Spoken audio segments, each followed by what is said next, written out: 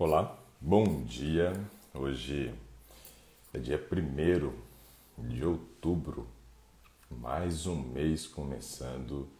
O mês de setembro já se encerrou.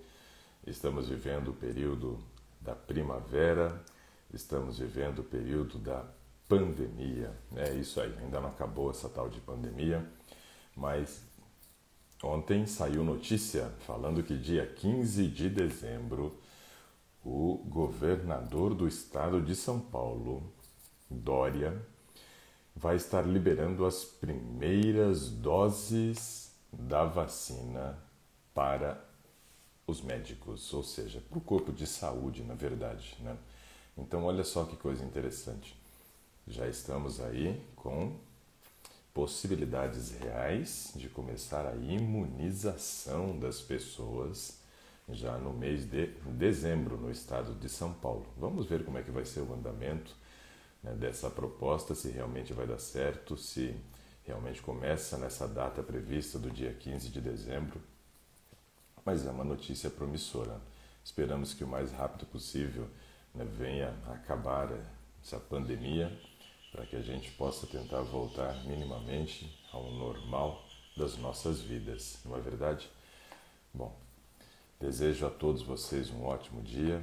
Já vi que teve gente aqui já pedindo para poder participar e tem gente dizendo que queria fazer o Transformação Vital. Transformação Vital, próxima turma vai ser em 2021. Em janeiro de 2021 eu vou estar abrindo uma outra turma porque eu preciso terminar o acompanhamento dessa turma do Transformação Vital que eu estou fazendo ainda, para depois abrir uma outra turma, né?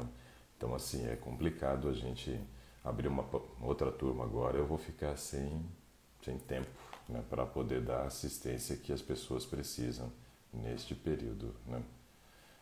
A Emília disse que vindo do Dória não sabe não, viu? Está muito incrédula.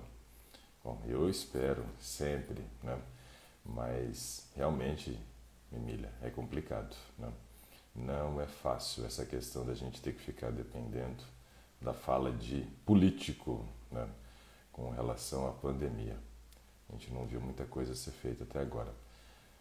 Bom, deixa eu convidar aqui a Nazaré. Vamos ver se hoje nós conseguimos falar com a Nazaré. Tentando conexão, vamos ver se hoje dá certo.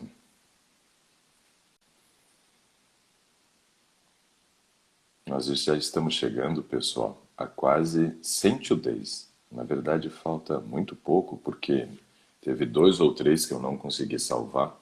Então, nós já estamos, acho que, no 96º, se não me falha a memória, que nós começamos a fazer esse trabalho, que tem sido muito interessante a gente poder ter essas conversas diárias com vocês, né? O dia que a gente responde pergunta, outros dias a gente conversa com uma pessoa, faz leitura de exame, né? E tem sido bem legal, uma experiência diferente, né? E essa experiência veio justamente proporcionada por causa da pandemia. A pandemia fez com que a gente tivesse que mudar muito a forma de trabalharmos, né? E tivemos que estar muito presente agora na internet. Coisa que sempre me cobraram, sempre me pediram, mas eu, falar a verdade, não tinha muita disposição. E nem achava que seria como está sendo. Achava que seria um negócio bem chato, que não seria legal, mas tem me surpreendido bastante e tem sido um trabalho que eu tenho gostado muito de fazer. Mas não era algo que estava assim dentro de planejamento que eu esperava fazer, mas tenho gostado bastante, né? Tem sido bem interessante. A Elonai Martins está perguntando aqui a receita, né, do Danoninho. Bom, a receita do Danoninho é muito simples. É você bater 2 xícaras de morango congelado com 1 xícara de tofu fresco, usar meio limão, mel a gosto e uma pitada de sal. Só isso. Bem simples. A Emília está falando que o Today fez a transformação em muitas vidas, muitas bênçãos para todos nós. Eu estou muito feliz, né, também com o resultado, né, que o Today está trazendo para nós. Porque A alegria de ver o resultado de vocês é algo que não tem preço, né? Muito legal. Eu chamei a Nazaré, não consegui fazer contato com a Nazaré de novo, né? Poxa, que coisa. Mais alguém gostaria de participar hoje, pessoal? Estou tentando contato com a Nazaré já fazem 2 dias. Mas eu me lembro que teve pessoas que eu tentei também algumas vezes e não dava certo, até que um dia deu certo. Então, em algum momento, a gente vai conseguir falar com ela.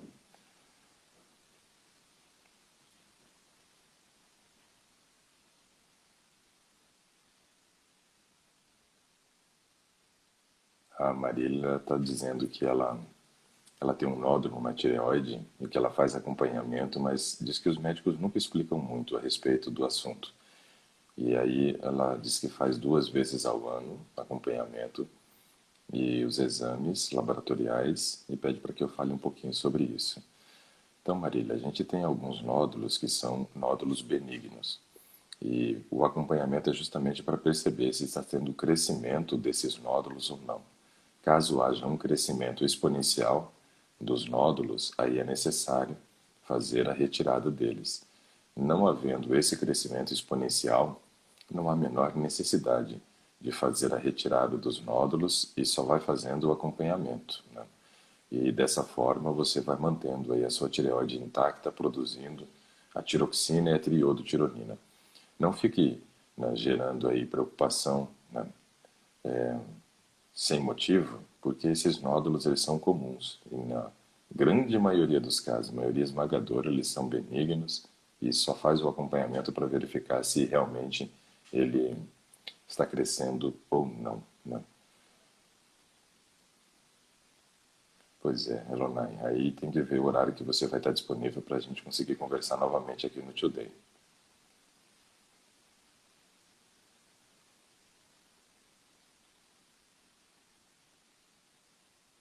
Pois é, a Razinha está falando que lembra. Eu também lembro que eu queria conversar novamente com a Elonai.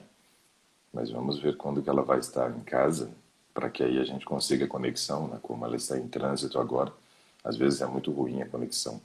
E aí fica um pouco complicado a gente começar e ficar sendo interrompido por causa de sinal de internet. A minha aqui esses dias também foi uma luta, viu? Ficar sem internet em alguns momentos aqui. A Vanessa está falando que o marido dela está com atrofia cerebral, plenos 40 anos, e não sabemos o que fazer.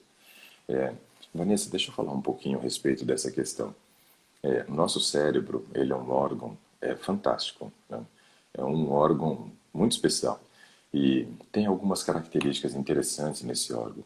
Pessoal, se alguém quiser participar, né, tem que chamar em no máximo 5 minutos alguém aí, senão o tempo fica curto para a gente poder trabalhar o caso.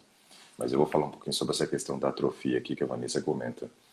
E nós sabemos que o estilo de vida que as pessoas têm levado hoje tem sobrecarregado demais, né, o trabalho do cérebro. A gente não tem dado tempo de descanso para o cérebro, então assim, é muito complicado esse aspecto. O cérebro ele precisa de tempo de descanso também, mas o estilo de vida que a gente leva tem tudo a ver com relação a nós conseguirmos, né, um melhor funcionamento cerebral. Existem várias coisas que a gente pode fazer que aumentam esse tempo de longevidade cerebral, né, trabalhando da maneira correta. Então eu vou dar algumas sugestões aqui, Vanessa, para a gente poder pontuar alguns aspectos que são importantes quando pensamos em funcionamento cerebral. Bom, um aspecto que a gente deve considerar é o seguinte: nosso cérebro é formado basicamente por água. Então, manter um nível de hidratação correto no nosso organismo é muito importante, muito importante. Outro aspecto que a gente precisa considerar com relação ao funcionamento cerebral é o sono. O sono é básico para a manutenção cerebral. É incrível que o órgão ele nunca para de trabalhar, mas ele diminui o ritmo. E ao diminuir o seu ritmo de trabalho, ele consegue então fazer os processos de manutenção que ele precisa. Então, o sono é algo fundamental. Mas o que a gente observa, por exemplo, segundo estatísticas, é que no Brasil, 66% da população dorme mal. Ou seja, de cada 3 brasileiros, 2 sofrem de insônia. Então, isso é algo muito preocupante com relação ao funcionamento cerebral. Outra coisa que a gente precisa considerar a respeito do cérebro é que nós temos um consumo no Brasil e no mundo em geral muito elevado de estimulante. E aí eu fico sempre pensando na seguinte questão. Quando a gente observa a frase que eu ouvi desde criança na minha casa era a seguinte: meu dia não começa se eu não tomar um cafezinho. E eu ouvi as pessoas da minha casa dizendo isso, dizendo o seguinte, que elas não acordavam, que elas não conseguiam produzir, que elas não conseguiam render se elas não tomassem café pela manhã. O meu avô, ele foi, durante boa parte da sua vida, produtor de café. Ele era administrador de fazendas, mas também tinha sua pequena produção de café. E aí é interessante a gente observar essa questão. Nós temos um consumo muito elevado de estimulante. E aí o que tem acontecido? As pessoas, por exemplo, acordam e fazem o uso do estimulante. Se elas acordarem e não fizerem esse uso do estimulante, é como se o cérebro dela estivesse funcionando num ritmo mais lento.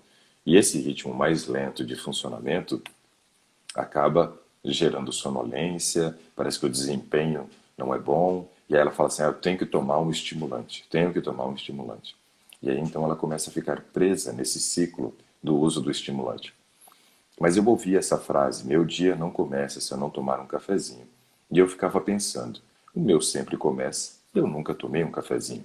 Então com quem que está o problema? Comigo ou com a outra pessoa? Esse aspecto do funcionamento cerebral a gente precisa levar em consideração, que é muito importante, né? Essa questão de fugir do uso de qualquer estimulante. Eu não consumo estimulantes, de maneira nenhuma. E o meu cérebro acorda desperto todos os dias, não tenho a necessidade de uso de estimulantes. Porém, tem algumas coisas que precisam ser feitas para que o nosso cérebro funcione muito bem. E assim a gente consiga frear esses processos, né, de atrofia e envelhecimento cerebral precoce que nós temos visto. Por exemplo, precisamos fazer atividade física para que isso aumente a oxigenação cerebral e melhore muito o nosso desempenho cognitivo de aprendizagem, mas também o nosso desempenho cognitivo para as atividades de trabalho que temos que desenvolver.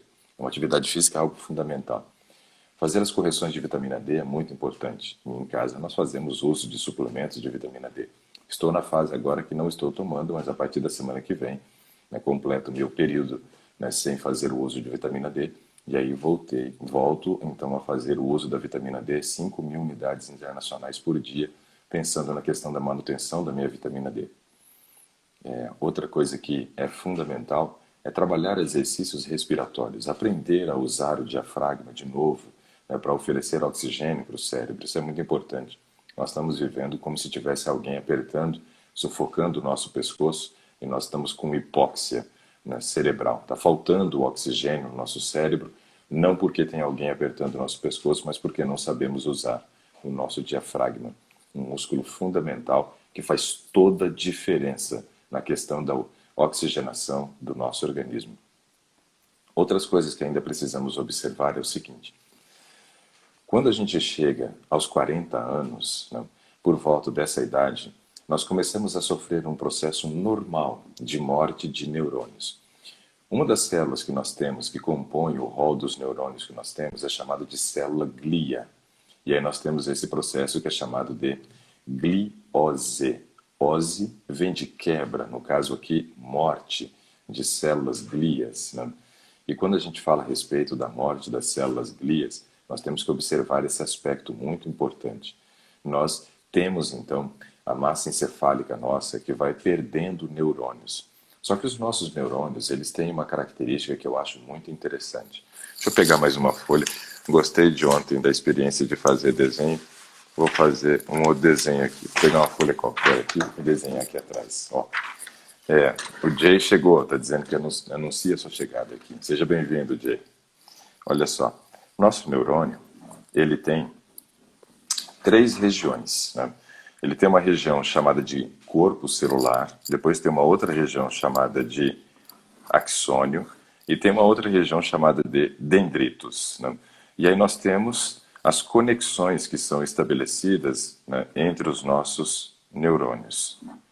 Quando nós observamos a conexão entre um neurônio e outro, essa conexão ela é feita mediante a ligação de um neurônio com o outro através dos dendritos. Então veja só, aqui eu tenho um desenho de um neurônio. Acredite, isso é um neurônio. E aí nós temos então aqui, ó, veja só, essa região do neurônio, ela é chamada de corpo celular do neurônio. Depois nós temos esse prolongamento aqui, ó. Esse prolongamento é chamado de axônio. E aí, no final do axônio, nós temos como se fossem ramificações. Está percebendo? Como se fossem ramificações. E essas ramificações, elas são chamadas de dendritos. Aí nós temos aqui um outro neurônio. Veja lá, tem outro neurônio. E são essas ramificações que vão se prolongando para fazer a conexão com outro neurônio. E aí nós vamos criando, então, as nossas redes neurais ou conexões neurais. Então, aqui é algo muito interessante para a gente observar para quem está sofrendo de atrofia celular ou processos de gliose se intensificando. É nós entendermos que os neurônios eles vão morrer. Isso é um fato e eles morrem mais a partir dos 40 anos, gerando esse processo de gliose. Mas imagine que eu tenha um neurônio aqui, outro aqui e um aqui no meio. E eles façam conexões entre si. Esse daqui é como se fosse uma ponte entre esses dois neurônios. Só que esse daqui morreu. O que vai acontecer? Vai sobrar esses dois. E aí eles vão pegar essas regiões de dendrito, que são essas ramificações, né, que eu mostrei ali. E essas ramificações elas vão fazendo isso daqui. Ó. Elas vão se prolongando até chegar um ponto que elas consigam fazer esse tipo de conexão. Não é uma conexão de contato, é uma conexão onde sobra um espaço. E esse espaço que sobra é chamado então de fenda sináptica ou sinapse.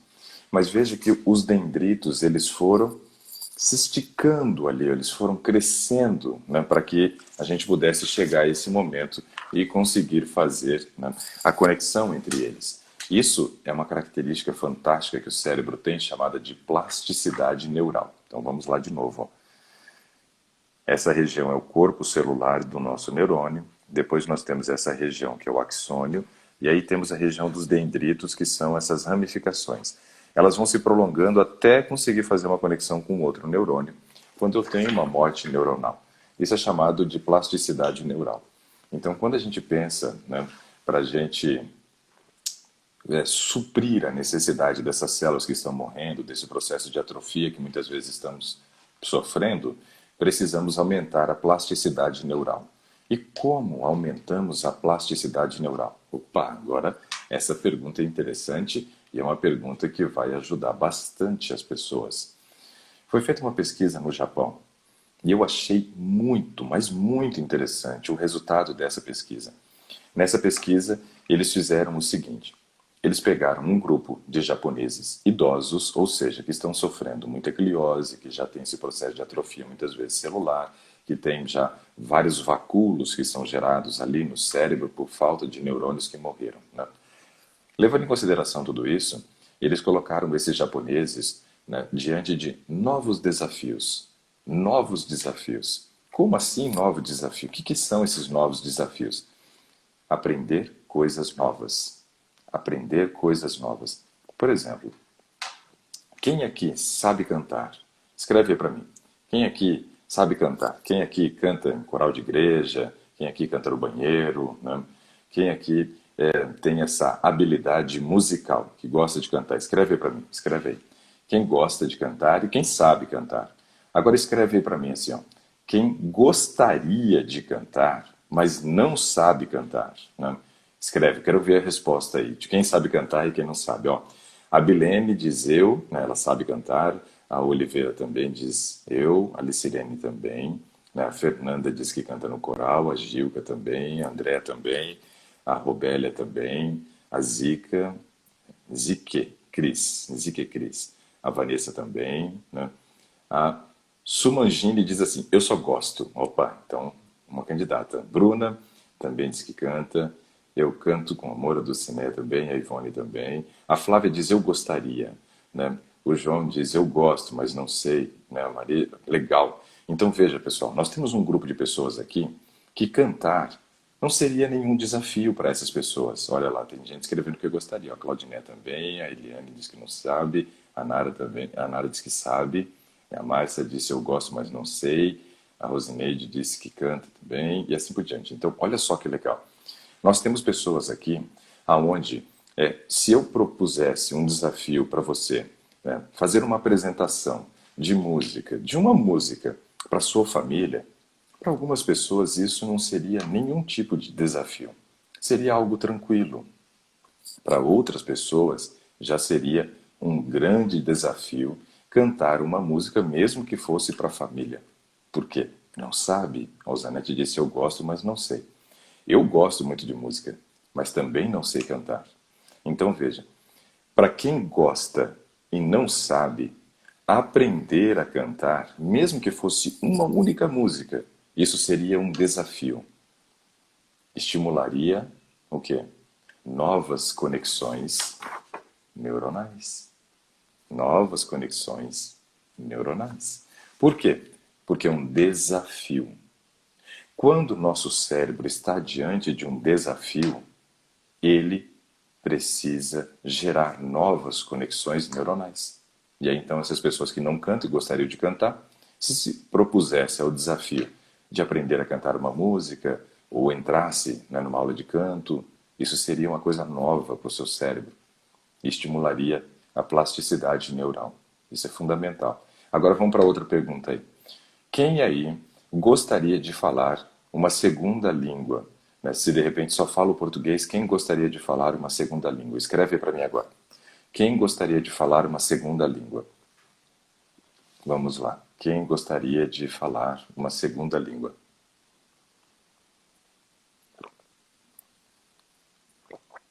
André está dizendo que gosta de desafios. Né?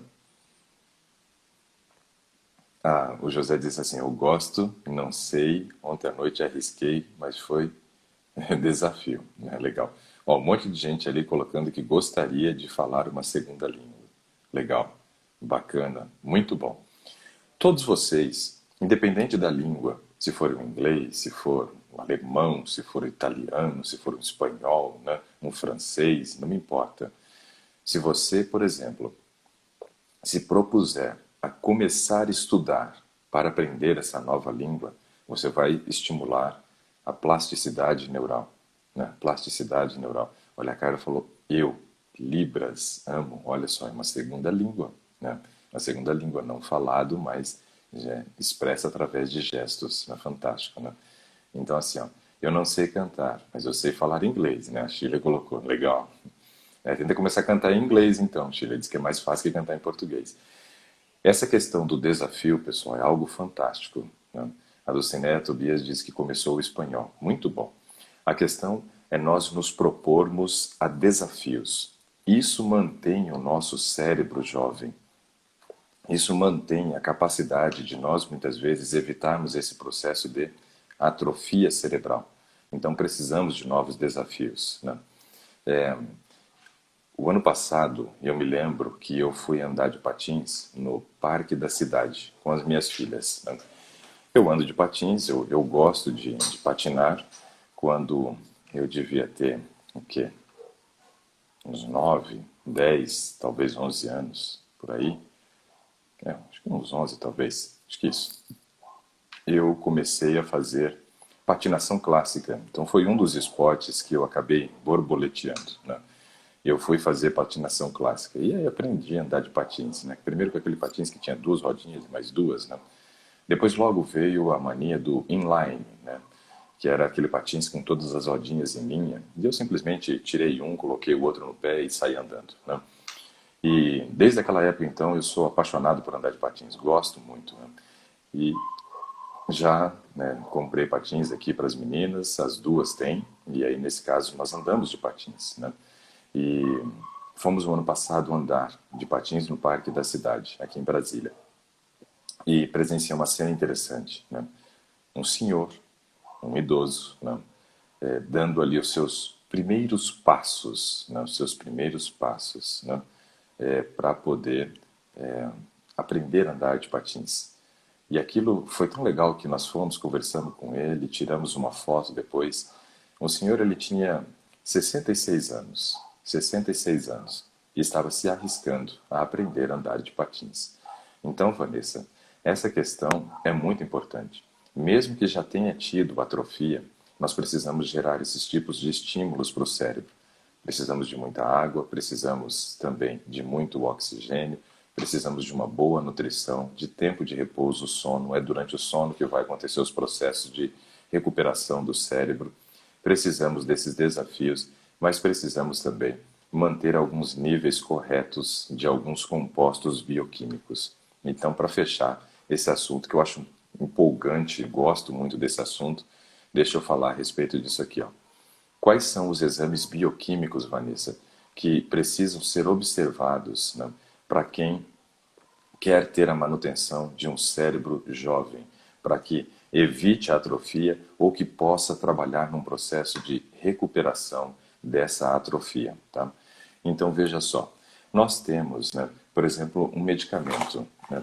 Eu até eu tenho muitas dores de cabeça, né, e isso o médico lá no passado disse que é porque tinha um encurtamento da musculatura da nuca, então eu convivo com dores de cabeça cotidiana. Mas eu fui num neurologista e ele suspeitou de uma síndrome. Eu até vou fazer um exame hoje, uma ressonância magnética, e gostaria até de contar com as orações de vocês para que realmente eu consiga fazer o diagnóstico de qual é esse problema, né, que eu tenho dessas dores de cabeça, que eu sempre achei ser enxaqueca a partir dos 17 anos, né, começou essas dores e ela se intensificou muito nos últimos anos, mesmo com estilo de vida saudável, não tem nada a ver com estilo de vida. Se eu não tivesse um estilo de vida saudável, talvez nem estivesse aqui falando para vocês. Mas o médico, por exemplo, me fez a prescrição de dois medicamentos, né? Dois medicamentos. E aí eu comecei a fazer uso. Eu odeio tomar medicamento, né? Eu odeio tomar medicamento. Mas um dos medicamentos que eu estou fazendo uso é esse daqui, ó. Dexador, né? Comecei a fazer uso por quê? Porque esse medicamento ele tem vitamina B12, vitamina B6 e vitamina B1. Então são as vitaminas do complexo B. E eu já sabia que vitaminas do complexo B são importantes, mas o médico passou isso daqui, eu estou fazendo uso. E ele tem o dexametasona, que é um corticoide, para tentar aliviar um pouco essas tensões musculares e as dores, né? Mas é uma medicação que tem uma função específica no sistema nervoso central, porque tem justamente essas vitaminas do complexo B. Então esse é um aspecto importante, Vanessa. Trabalhar com suplementação de vitaminas do complexo B. E também tem esse outro medicamento aqui, ó. Tem esse outro medicamento. Esse daqui chama Etna, né?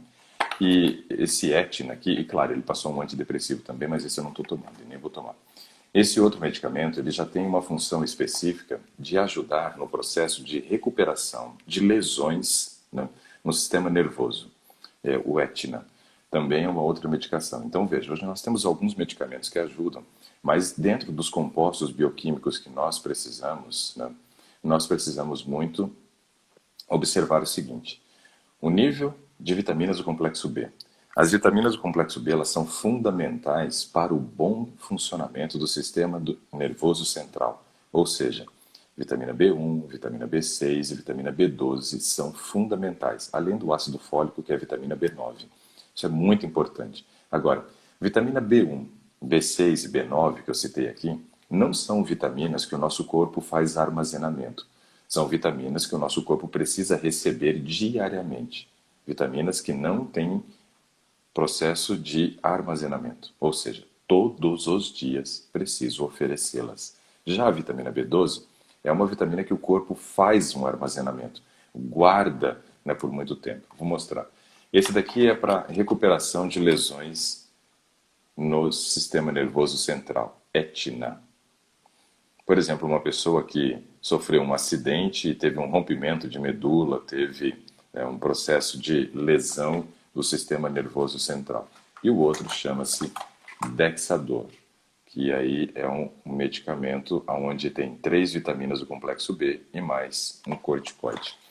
Daqui a uns dias eu vou estar com uma cara de lua inchada, assim, por causa do uso do corticoide. Mas odeio usar medicação, só que cheguei num ponto que eu vou tomar para experimentar, ver o que acontece, enquanto eu faço, busco o diagnóstico desse problema, onde eu vou estar fazendo a ressonância magnética hoje. A síndrome, né, que o médico desconfia é uma síndrome que chama-se Síndrome de Arnold-Chiari.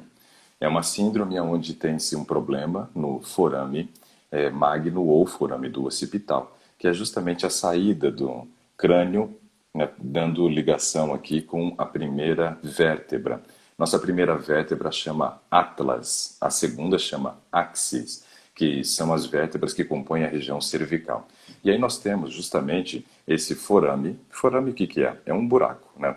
Por onde vai passar a medula. E aí eu tenho aqui, né, um encaixe da primeira vértebra, que é o atlas. Quando esse forame ele é muito pequeno, acontece muitas vezes um processo de pressionar a medula, o cerebelo pressiona a medula, então gera como se fosse um processo de pinçamento e isso gera dores que vocês não fazem ideia, né, de que tipo de dores são essas. Muitas vezes são dores incapacitantes, né, terríveis. E aí, nesse caso, ele está suspeitando que pode ser essa síndrome. Essa síndrome, por exemplo, né, é uma síndrome que pode nascer com ela é congênita, pode nascer, mas ela não se apresenta na infância, geralmente. É uma síndrome que vai começar a se apresentar na adolescência e idade adulta. Bom, minhas dores de cabeça começaram com 17 anos e se intensificaram depois dos 35. Aí a coisa complicou de vez. E eu venho lutando com essas dores aí diariamente, não tem nada a ver com estilo de vida. Mas, se for diagnosticada a síndrome, aí eu vou ter que passar por um processo cirúrgico, talvez, né? Espero, né, que não seja essa síndrome, que descubra alguma outra causa. Mas se for, tem que passar por um processo cirúrgico, você tem que tirar uma parte do crânio para poder aliviar a pressão sobre o cerebelo e medula. Negócio complicado aí. Bom, então, conto com a oração de vocês aí para que não tenha nada com relação a isso. Mas pensando aí, eu gostaria de chamar, mas ninguém mais pediu depois, né, que a Nazaré pediu e eu não consegui. Roberto, se você quiser, ainda temos aí 25 minutos, talvez dê para conversar um pouquinho. E aí, veja só, nós temos que avaliar esse aspecto de alguns compostos bioquímicos que têm tudo a ver com a função cerebral. Quais? Deveríamos fazer exames de vitamina D e vitamina B12. Isso é fundamental. Tenho que fazer. Se eu quero ter um cérebro jovem, então vitamina D e vitamina B12, né? Precisa. A Lise disse que já tomou o Dexador.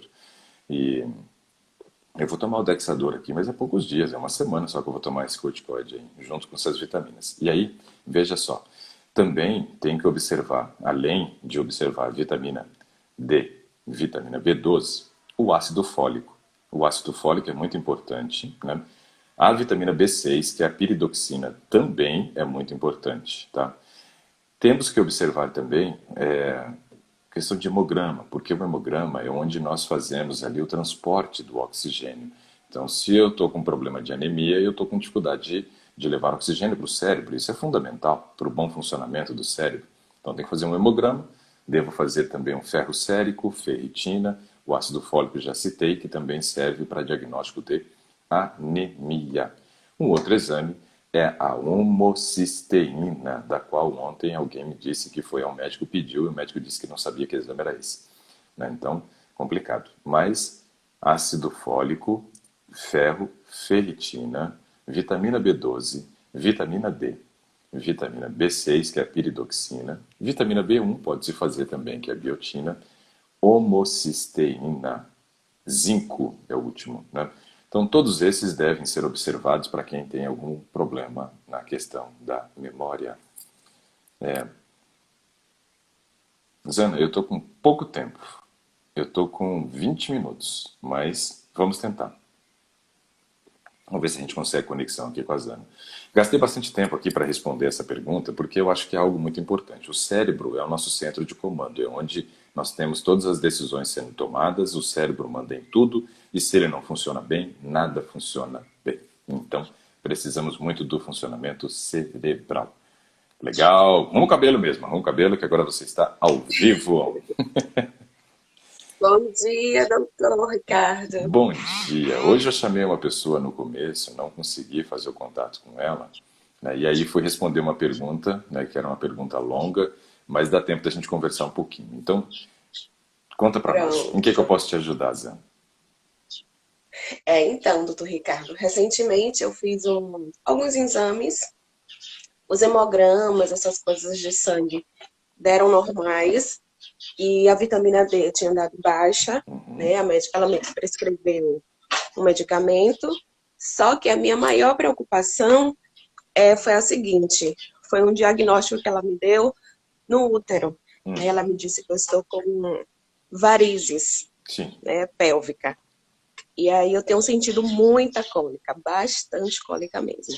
Aí ela me falando que para eu melhorar isso, eu teria que entrar com anticoncepcional. Certo. Porém, eu tenho varizes. Tenho Uhum. varizes e vasos na perna. E eu fico muito preocupada em relação a estar tomando novamente esses anticoncepcionais.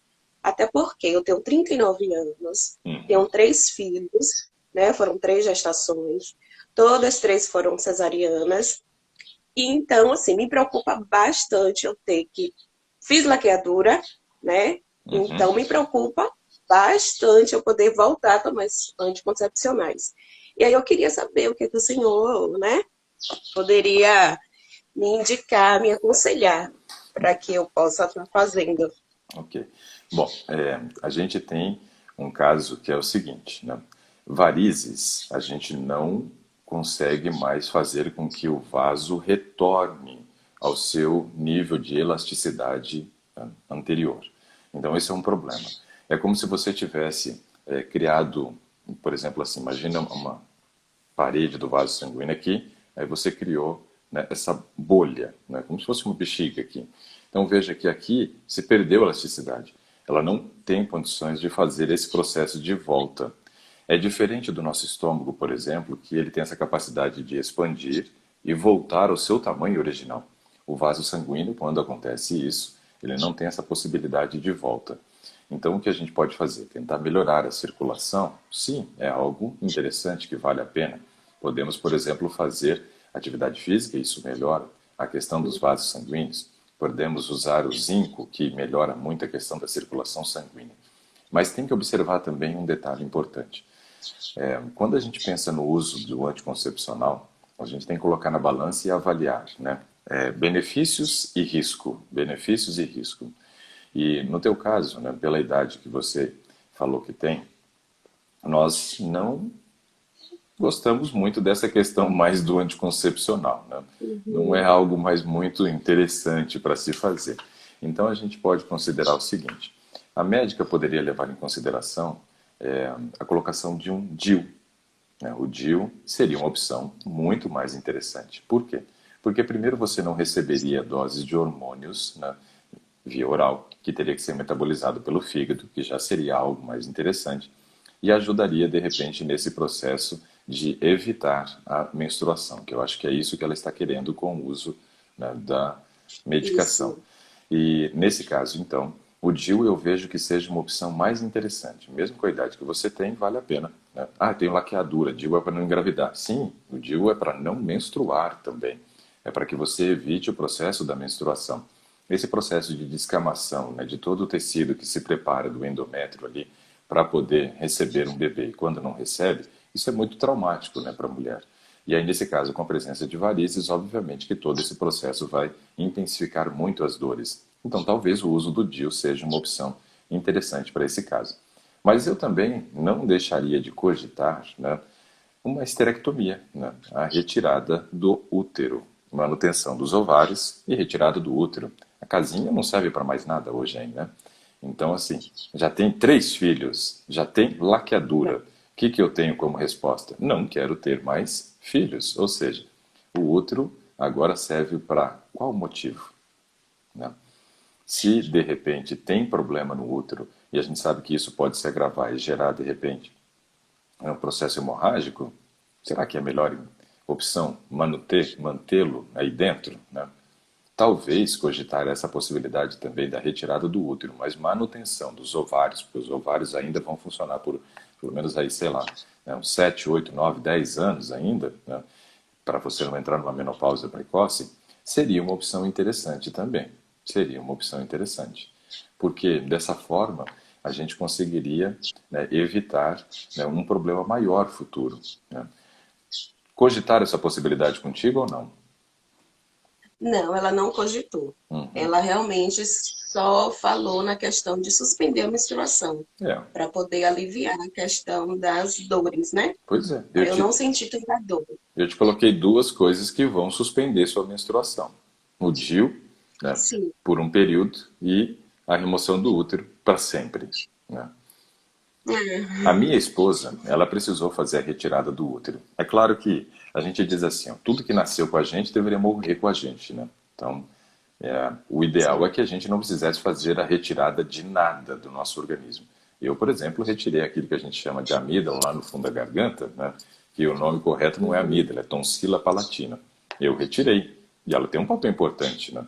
Um papel na questão da imunidade. Mas veja, eu tenho uma imunidade hoje muito boa e não tenho as amígdalas. E ainda assim tenho uma imunidade muito boa. Por quê?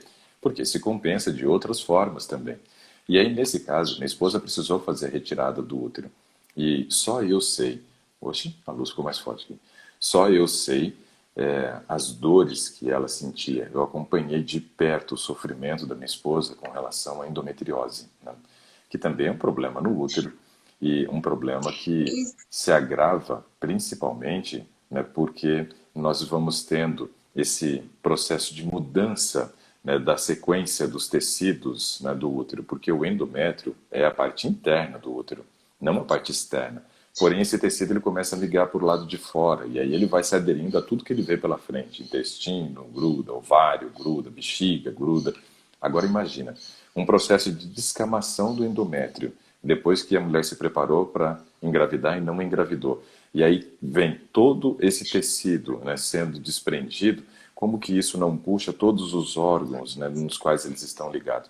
Então as dores que a minha esposa sentia eram dores intensas, dores limitantes, que ela não conseguia colocar o pé no chão. Não conseguia colocar o pé no é, chão. E aí, nesse caso, né, e nós tivemos como também, opção a retirada do útero. e também ela falou, né, que foram três conclusões. Essa das varizes pélvicas, Uhum. a endometriose, que ela disse que também que deu, e o aumento do útero. Aí ela disse que meu útero também está com o volume aumentado. Pois é. Para que ele presta hoje? Para mim, né? Eu já tenho três filhos, então eu acredito que também eu não queria, até porque eu não quero tomar anticoncepcional, justamente por conta do hormônio. Pois é. Eu acho que se o propósito é evitar uma menstruação, né, ou o DIU, ou a cirurgia, são melhores opções, né? Por exemplo, na família da minha esposa, essa questão da endometriose é um caso grave. Ela tem duas irmãs que não têm mais o útero também, né? Tiveram que tirar. E a vida é outra, né? Muda totalmente a vida porque você começa a ter liberdade para fazer as suas atividades normais sem as limitações que as dores geram. Então, se o útero já cumpriu a sua função, se ele não vai ter mais utilidade, mesmo que a gente saiba que ele produz um pouquinho de hormônio, mas fazendo a manutenção dos ovários, eu não vejo por que ficar sofrendo com isso, não, né? E a Lisa está falando aqui, ó, tirei o útero e o colo, tinha dois miomas, né? Então, assim, hoje a gente está vivendo num período muito complicado, onde o útero, né, depois de uma certa idade, começa a dar problema e é um atrás do outro, né? A gente vê como que as mulheres têm sofrido com isso. Se ele não tem mais função, talvez seja uma opção. Aí, essas pessoas que estão dizendo aí, por exemplo, a Liz e a Catiana, que tiraram. Hoje vocês vivem melhor, né, do que com o útero ou vivem pior? Respondam aí para poder estimular aqui, se for o caso, a fazer a sua tomada de decisão. Mas cogite essa possibilidade, Zana, porque assim, o estilo de vida, ele tem sim um papel importante com relação ao funcionamento do útero também e aos riscos. A gente sabe que tem coisas que pioram os processos inflamatórios. Estar acima do peso é um problema, né? Fazer uso de estimulantes é outro problema. E a gente sabe que tudo isso daí vai piorar o processo. Porém, a gente tem que considerar que a retirada hoje vai trazer, eu acredito, mais benefícios, né, do que malefício, né? Alguém pergunta assim, tirar o útero vai ter algum problema? Vai ter algum problema sim.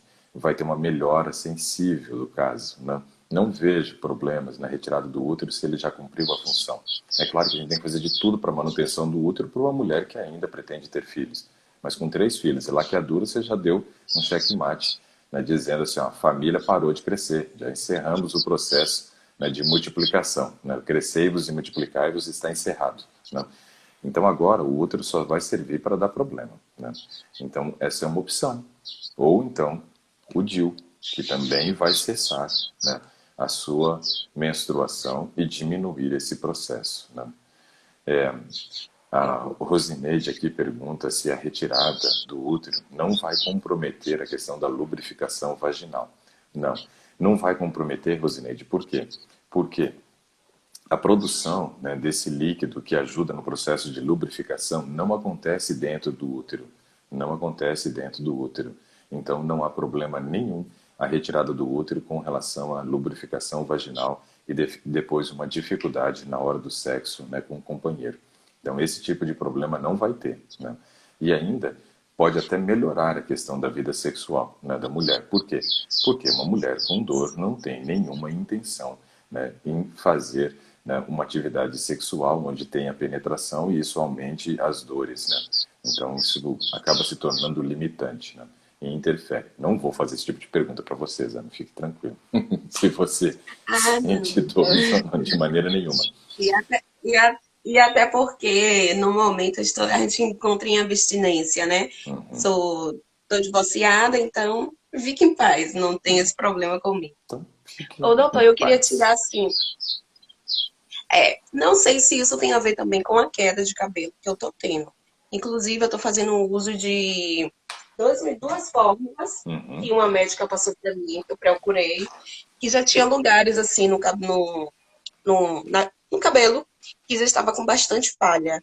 E aí ela passou para mim um suplemento que é complemento, né? Que eu aprendi que assim, eu gosto muito de usar o complemento. O nome Complemento. complemento eu acho mais interessante. Suplemento é para quando você não toma nada daquele produto e aí precisa suplementar. E também passou o lactobacilos e o uso de um tópico, né? Agora eu esqueci o nome.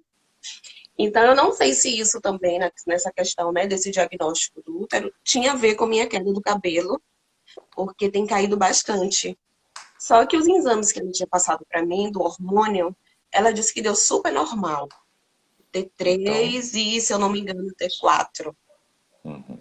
então veja, provavelmente sua queda de cabelo não tem uma relação com esse problema das varizes, né, no útero. Por quê? O problema que a gente muitas vezes tem com relação à queda de cabelo é quando você não está produzindo hormônios sexuais na quantidade devida, carências nutricionais, nível de estresse elevado. Então existem vários fatores, né? Ou às vezes até uma alopecia androgenética que algumas mulheres são poucas, raros os casos, mas algumas são acometidas também. Então, o que a gente sabe é questão nutricional, tem tudo a ver, né? Então, fazer as avaliações das questões nutricionais, questões hormonais, tudo a ver também, e questões emocionais. Então, esses são os três principais problemas de queda de cabelo em mulheres. Veja que durante o período gestacional, geralmente as mulheres têm muita queda de cabelo, na verdade. Você teve? Não tive não, doutor. No período Nas gestacional, três não. gestações. Então, Não, mas eu acredito, né, que essa queda de cabelo na questão de emocional foi porque eu passei agora recentemente, né? Pelo divórcio, 3 filhos. Então, eu ainda sinto muita dor. Então, pra mim, eu acho que tem a ver com isso aí. eu acho que isso. Desculpa, tá, gente? Fica tranquilo, você está compartilhando algo que não é fácil para você lembrar e é algo recente. Então, assim, a gente sabe que essas questões emocionais, elas são como se fosse um terrorista, eu digo, o aumento do cortisol. É mal, vai explodir, só não sei onde e quando, né? Então, é uma questão complicada. E muitos problemas se intensificam quando a gente tem problemas emocionais. E aí, nesse momento, obviamente, isso tem tido um peso grande. Agora, se a gente observa, nem tudo tem um aspecto que a gente pode considerar assim que é unifatorial. Esse é uma coisa que eu gosto muito de destacar, Zene, que é essa questão. Nem tudo tem uma causa única. Se eu estou com gripe, ok, eu tenho então o vírus da gripe, eu estou infectado por esse vírus. É uma causa única, percebe? Uma causa única. Tem um vírus que causa. Agora, quando a gente percebe por esses outros problemas, né, como queda de cabelo e outras coisas que a gente manifesta, isso não tem uma causa única. Então é chamado de multifatorial. Então, de repente, havia alguma outra alteração, faltava algum nutriente, aí se associou a um problema emocional grave, isso tudo foi se somando e gerou essa consequência. Então, tentar identificar os gatilhos, né, é uma coisa muito importante, muito importante. Por quê? Porque quando você consegue fazer esse processo de identificação de gatilhos, a gente tem justamente essa possibilidade de trabalhar nas causas, que é algo que infelizmente não tem sido feito, né? A gente hoje está vivendo um período que a gente faz tratamento paliativo e não tem feito um tratamento, né, preventivo ou mesmo curativo. Então eu falo que a medicina hoje ela está num quadro meio complicado, Zana, aonde a gente tem observado que a medicina preventiva não é utilizada, né? Ou seja, a gente não trabalha para evitar o aparecimento dos problemas. Depois, a curativa quase não tem sido feito, que é resolver os problemas. E a gente está fazendo a medicina paliativa, ou seja, uma medicina, Zana, que não resolve o problema, mas te fideliza como cliente. Complicada a situação, né? Então, assim, Com certeza. carências nutricionais, né, problemas hormonais e problemas emocionais são as três principais causas de queda de cabelo em mulheres, né? Em mulheres. E cuidado também aí, porque tem às vezes não só carência, como toxicidade também, né? Se pessoas que comem muita castanha do Brasil ou castanha do Pará, isso aumenta demais o nível de selênio, e selênio também causa queda de cabelo. Então tem que cuidar para que não tenha excesso também. Tem coisas que em excesso fazem mal também e geram queda de cabelo. Excesso de selênio, por exemplo. Você gosta de castanha do Brasil? Gosto, mas não tenho esse costume de comer assim exageradamente, não. Ok. Acho que nem lembro quando foi que eu Não, comi. tranquilo então. Agora, uma coisa que eu tenho lutado muito, muito, muito é deixar a cafeína. Eu sou praticamente viciada em café. Como é que é praticamente E na minha... viciada? Me explica aí, que eu fico tentando entender como é que é praticamente viciado. Porque eu conheço aquele que não é viciado e aquele que é viciado. O praticamente ainda é termo novo É para para mim. não, né? Para que eu assim não diga que eu sou viciada em café, É entendeu? só para não assumir, então, A né? questão da palavrinha viciada. Ah, tá. Então a gente pode trocar. A gente não usa a palavra viciado, a gente usa a palavra dependente. Melhorou? Pronto. Melhorou. Sou dependente da cafeína. Tá bom, então. Como a gente tem que ser dependente de Deus, né? Tem uns que estão Isso. dependendo da cafeína. Um aspecto interessante, Zé, né, isso daqui que você falou agora, precisamos analisar. Por quê? Quando a gente observa a questão de cafeína, é um estimulante, né? E tem gente perguntando quantas castanhas pode comer, agora já ficaram preocupados, né? No máximo três, tá bom, pessoal? No máximo três aí. Uma geralmente já supre 100% da necessidade, três já é o suficiente, quatro é exagero, né? Se for comer castanha do Brasil. Essa questão da cafeína é algo que é terrível para os dois problemas que você apresentou aqui hoje, né? O primeiro para essa questão aí do útero, endometriose, varizes e assim Sim. por diante. Por quê? Porque cafeína é um estimulante. Esse estimulante aumenta a pressão, né? Então, para essa questão das varizes que você tem, Zana, não é nem um pouco interessante o uso de cafeína.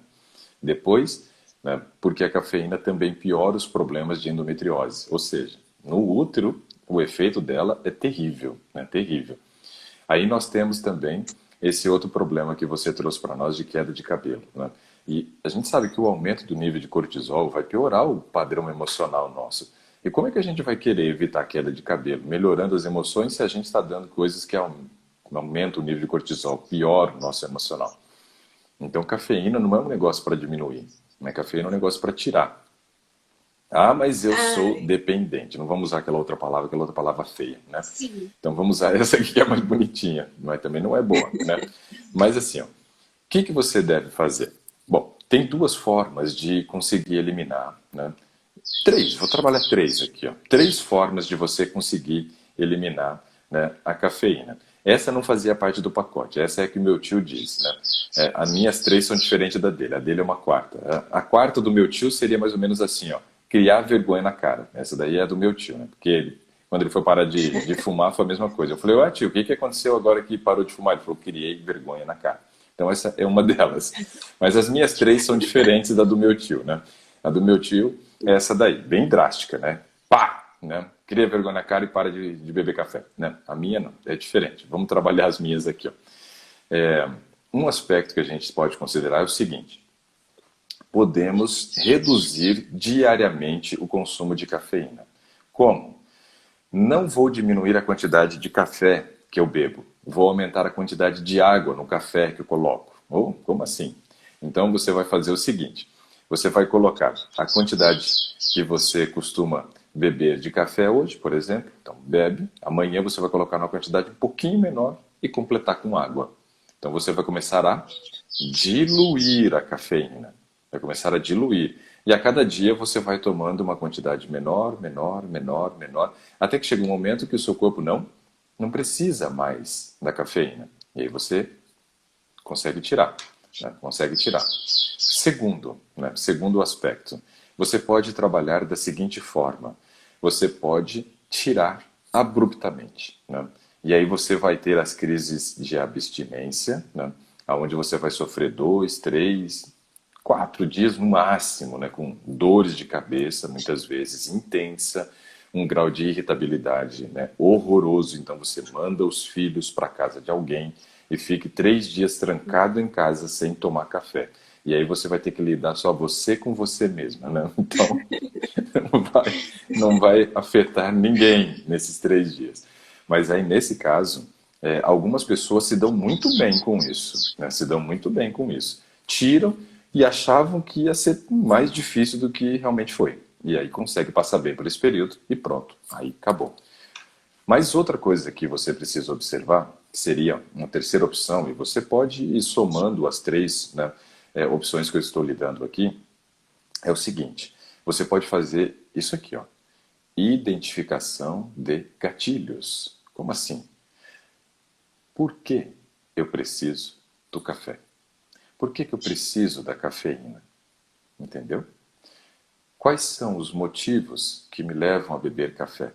Alguma coisa você quer em troca. Porque assim, nosso cérebro é um cérebro que busca recompensa. Isso daí é um fato. Ninguém faz nada por outra pessoa se não tiver alguma coisa em troca. É a lei da vantagem. Nosso cérebro pensa assim. Por exemplo, lá no Éden, quando o diabo veio lá através da serpente e ofereceu, né, para Eva comer o fruto, ele disse assim: olha, você vai ser conhecedora do bem e do mal. Ou seja, tinha alguma vantagem, né? Porque se ele só dissesse assim: ó, você vai se lascar, você vai morrer, você vai sentir dor nos partos e ainda vai deixar consequência para todos os seus descendentes, com certeza ela não teria pecado, né? Mas porque ela viu Com vantagem, certeza. viu uma vantagem. Então, nesse caso, eu quero saber quais são as vantagens que você vê no uso da cafeína, ou seja, o que o seu cérebro entende que é uma vantagem, né, que te mantém preso ao uso da cafeína. É a identificação dos gatilhos. Por exemplo, estou muito irritado, tomo café e melhoro, porque produzi dopamina naquele momento, então tem aquela sensação assim de relaxamento, talvez, né? Tomo café porque eu quero acordar e sentir que eu tenho disposição durante o dia, talvez. Então, assim, tente identificar quais são os gatilhos que te levam à necessidade de consumir o café. Aí, baseado nos gatilhos, você começa a entender o seguinte. Vou fechar com isso aqui, tá? Deixa eu pegar outra folha aqui. Vou pegar outra folha aqui, ó. Deixa eu escrever aqui de novo. Outro negócio aqui. Tô sem caneta, só tô com lápis, mas acho que o lápis apareceu bem aquela hora, vai aparecer de novo, né? Isso daqui é chamado de loop do hábito. Que passarinho que é esse que está cantando aí? Ah, é o passarinho do meu filho. Uhum, Ele nos alegra. Ele nos sempre, sempre, sempre. que legal. E quando ele vê mesmo, assim, ele ouve vozes conversando no telefone, a gente conversando, aí ele também quer Ah, e também quer conversar. cantar. Que legal. É. Ó, isso, Enquanto o senhor desenha aí. pode falar. Não, pode falar. Isso Pode daqui, ó, falar. por exemplo, está escrito deixa aqui, acreditem, tá? Porque está ao contrário para vocês que está espelhado, né? Mas aqui está escrito É, deixa. isso. O que que é uma deixa? Deixa é uma situação, é uma situação. Essa situação me conduz a uma rotina e essa rotina me conduz a uma recompensa. Então veja, eu tenho uma deixa, um motivo. A gente pode colocar isso como um motivo. Esse motivo me leva a construir uma rotina, que é beber o café diariamente, porque eu quero alguma recompensa. Isso é chamado de loop do hábito. E aí eu quero saber que você tente identificar quais são as deixas, as situações, os motivos, quais são as recompensas para que você tente mexer na rotina, ou seja, trocar, tirar o café e colocar uma outra coisa no lugar, que você consiga suprir a necessidade de conseguir a mesma recompensa com agora deixas diferentes, né? Então, deixa, rotina, recompensa. 3 passos. Quero mudar a rotina. Preciso identificar deixas e recompensas. Esse é um aspecto muito interessante.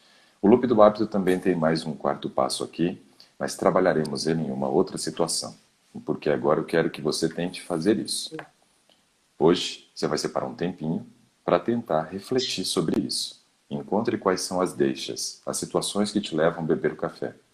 Encontre quais são as recompensas, né? Por que você bebe o café. E aí, nesse caso, você vai conseguir começar a criar um cenário diferente. Um cenário de reflexão onde você traz um autoentendimento nesse aspecto. Por que eu preciso dessa porcaria? Eu sei que ele me faz mal. Já entendi, né, os efeitos colaterais que ele me traz. Aumento de irritabilidade, aumenta a minha pressão, piora meus problemas de endometriose, favorece uma piora do emocional, piora minhas quedas de cabelo. Ou seja, não está me trazendo nada de bom, né, com relação a efeitos colaterais. Mas tem alguma recompensa que ele me traz de bom. E o que é isso? É prazer? É tirar o foco do problema em algum momento? Então, assim, hoje você vai separar um tempo, Zana, para poder fazer isso. Deixas que te levam a beber café. Recompensas pelas quais você bebe o café. Aí você vai ter condições de começar o processo da mudança. Mas eu acho que das 3 opções que eu dei, essa é a melhor. Por isso eu deixei ela por último. Você pode fazer aquela de começar bebendo café e depois transformando ele num chafé, né? Que você vai colocando água e vai diluindo a cafeína. Você pode, né, parar de maneira abrupta e aguentar aí os efeitos colaterais dessa retirada, ou então diagnosticar deixas e recompensas. Diagnosticou deixas e recompensas, aí vem o próximo passo. O próximo passo é fazer um planejamento para a retirada. O que tem que ter dentro desse planejamento? Bom, aí você vai ter que analisar as suas deixas e recompensas para você definir qual é o planejamento. Eu vou buscar uma outra bebida quente para colocar de manhã, vou buscar uma outra bebida para poder, né, ingerir nesse momento, vou sair para fazer uma caminhada toda vez que eu sentir vontade de beber café, o que eu vou fazer? Então você vai começando a criar o seu planejamento. Mas dentro do seu planejamento tem uma coisa que é muito importante, Zana, que é o seguinte: defina uma data limite para que até lá você tenha parado de beber café. Entendeu? Essa data limite faz toda a diferença. Pessoas que estão noivas, se não terminar a data do casamento, vão continuar noivas. Não é verdade? Aí, nesse caso, você tem que determinar a data da separação. E você sabe que separação é traumático. Você está vivendo esse período. Então, lembre-se que toda escolha gera consequência. Toda escolha gera consequência. Chocolate também é estimulante, né? Tanto quanto o café, e o mesmo planejamento de um vale para o outro. Deixas, recompensas, planejamento. E aí sim. Mas toda escolha gera consequência. Boas e ruins. Boas e ruins. Acredite. Boas e ruins. Depois que eu conheci, né, o senhor, o seu programa, tenho lhe acompanhado muito, acompanho no YouTube, aqui, né, praticamente todas as manhãs, eu mudei muito a minha forma de alimentação. Que legal. Principalmente com os meus filhos.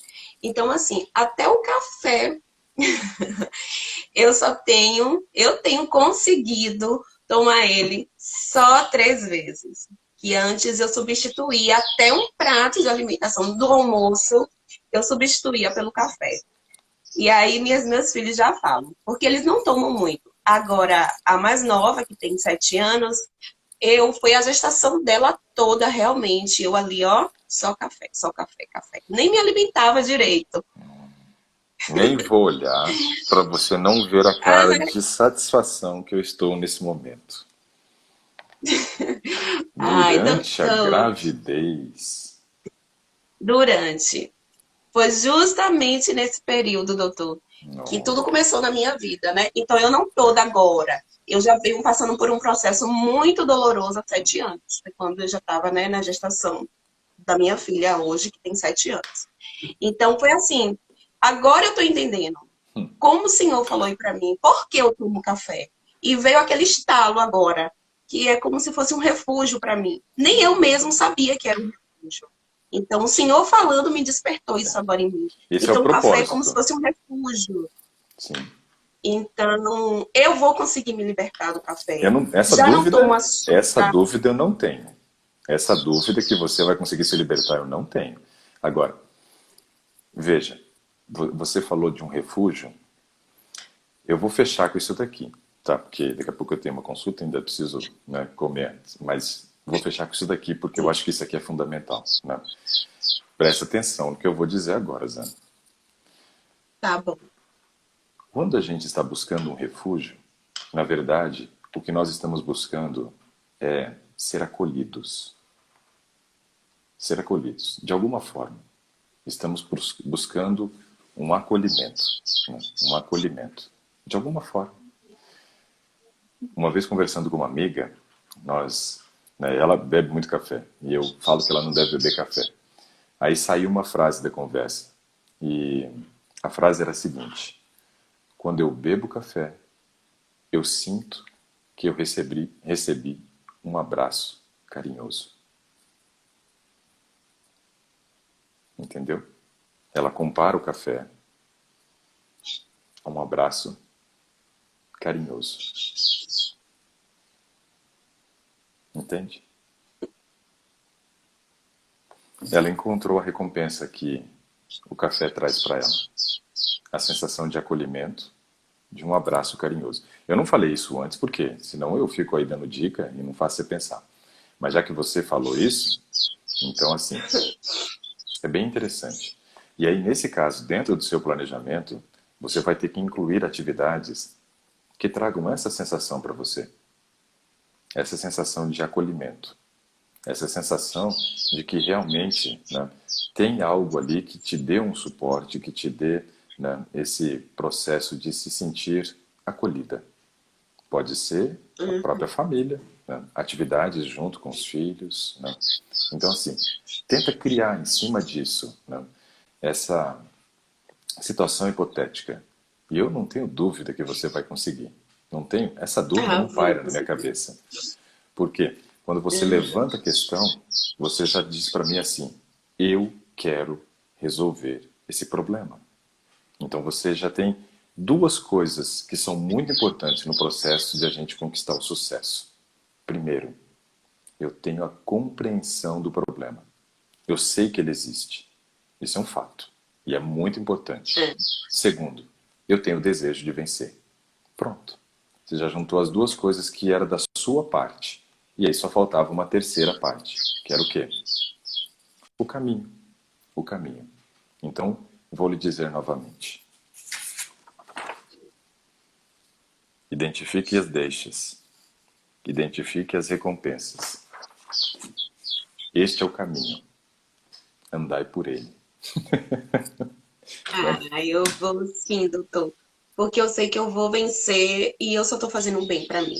Sim. Mas veja Então, que esse bem não vai ser hoje. só para você. Sua família será beneficiada também como um todo. Né? E eu gostei muito quando você disse que desde quando tem acompanhado e implementado as mudanças na casa, não só você, como os filhos têm sido beneficiados. E o nosso maior desejo ao É, fazer esse trabalho diariamente aqui de segunda a sexta, não é que a pessoa que está assistindo somente seja beneficiada, mas que ela possa levar isso adiante e que outras pessoas da família, a vizinhança, as pessoas do trabalho, da sua comunidade cristã, possam ser beneficiadas pela sua mudança. Então veja que toda escolha gera consequências, né? Toda escolha gera consequências. Então você vai ter algo que você vai retirar, vai ter muitas outras coisas que você vai ganhar e isso não vai afetar somente você. Por quê? Porque outras pessoas, né, terão a oportunidade, né, de não sim, consumir mais algo que a gente sabe que não é benéfico. é. E até o Tem açúcar gente que às vezes eu eu tenho, faço já as pessoas tirei. chorar. Não boto, eu não boto açúcar no café. Já tem bastante meses, eu consigo. E agora vou conseguir mesmo me libertar do café. Tanto que os meus Vai. filhos já estão com o hábito do sabor do açúcar ser bastante diminuído assim. No caso, eu usava 5 colheres de açúcar em um suco. Hoje, por conta Uau. deles, para eu ir tirando aos pouquinhos, aí eu coloco só 2. Então, de Uhum. 5, eu passei para 2, diminuir. Quando ele chega na casa da avó, que vão tomar um suco, o suco tá super doce. E aí eles chegam em casa falando, ai, mãe, eu queria jogar aquele suco fora. Eu, por quê? Porque aquele suco de minha avó estava muito doce, mãe. Muito doce. Então, eu me alegro, porque eu vejo que eles também já estão ficando com o paladar pro saudável. Alimentação também saudável. Tirei salgadinho, biscoito recheado. Hoje, assim, prefiro o integral. Eu fiz um pão essa semana com a farinha integral. E aí, o que foi que eu fiz? Peguei um franguinho, desfiei, refoguei e coloquei dentro do pão. E aí eu achei que eles não iam comer, né? Mas eu coloquei justamente na estratégia para poder eles receberem o integral. E aí eles comeram super bem. E disse, mãe, esse pão tá uma delícia, até que essa farinha não é ruim.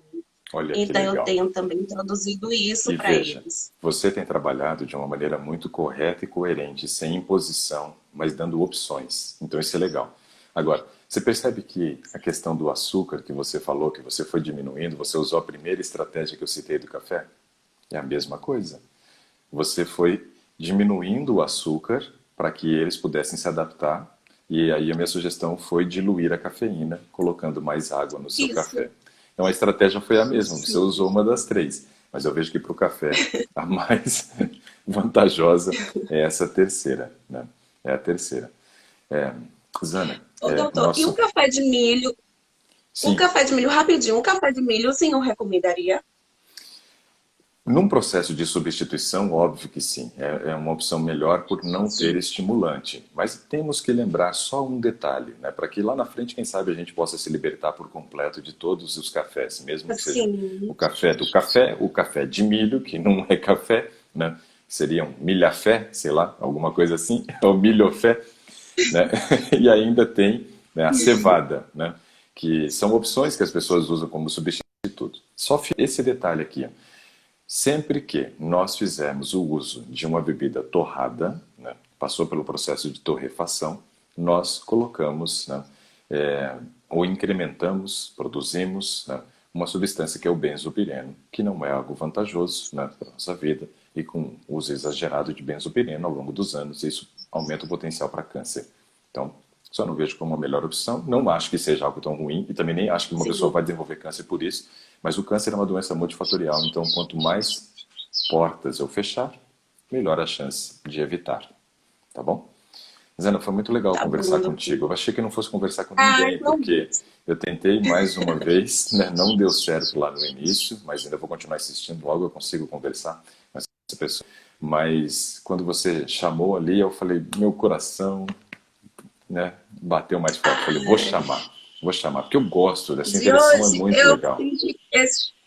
esses dias eu estou te acompanhando e eu ficava assim. Ontem eu fiz essa pergunta sobre as varizes pélvicas, né? Aí eu dizia assim: Deus faz ele me chamar, Senhor faz ele me chamar. Mas sei que não foi da vontade do Senhor ainda.